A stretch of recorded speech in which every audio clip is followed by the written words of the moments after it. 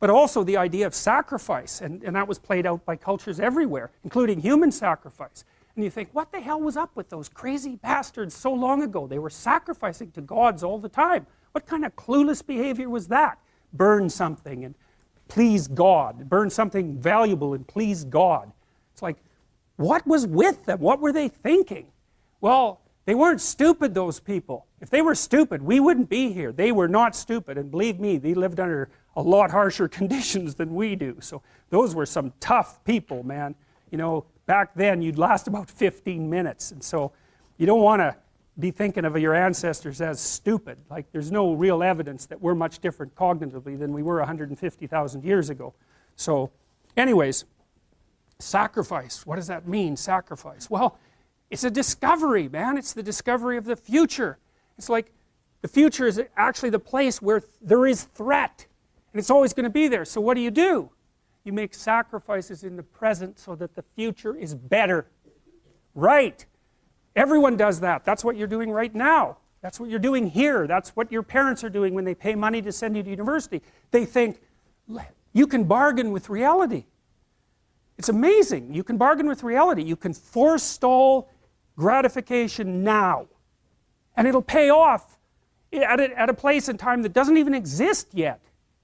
It's like, who would have believed that? It's like, that's a miracle that that occurs. And it's not like people just figured that out overnight. You know, we were chimps, for Christ's sake. Like, how are we going to come up with an idea like that?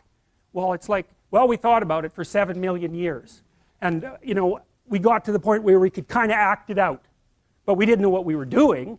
But it was it emerged as like a dream. It was, so the terror of the future is a dream.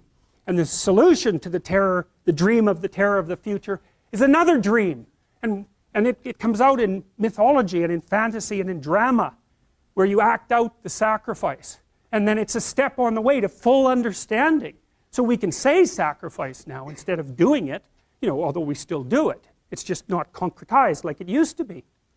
We do it abstractly. And we all have faith that it will work, you know, and we also set up our societies so that it'll work. And one thing about, you know, I'm not a fan of moral relativism for a variety of reasons, partly because I think it's an extreme form of cowardice. But anyways, apart from that, no. There's minimal ways that you can set up a society that will work. And so one of them is that the society has to be set up so that your sacrifices will pay off, or you won't work, and then the society will die. And so it has to make promises. People have to make promises to one another. And that's what money is. Money is a promise that your sacrifice will pay off in the future. That's what money is. And so if the society is stable, you can store up your work right now. You can sacrifice your impulses, and you can work, and you can store up credit for the future. And then you can make the future a better place. But society has to be stable enough to allow for that. Hyperinflation will do you in.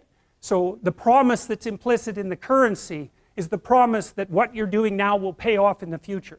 And if people don't have that promise, then, well, we know what they do. Because in gangs, for example, in, say, gangs in North America, the time horizon of the gang members shrinks rapidly because they don't really expect to be alive much past 21. And so they get really impulsive and violent, and like, why the hell not? That's what you do when the future doesn't matter, when it's not real. You default back to living in the moment, and you take what you can get right now. And no wonder, because you don't know if you're going to be around in a year. And you get whatever you can while you can bloody well get it.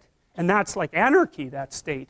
And so you don't want to live in, some people like to live in that state because they're really wired for that, you know.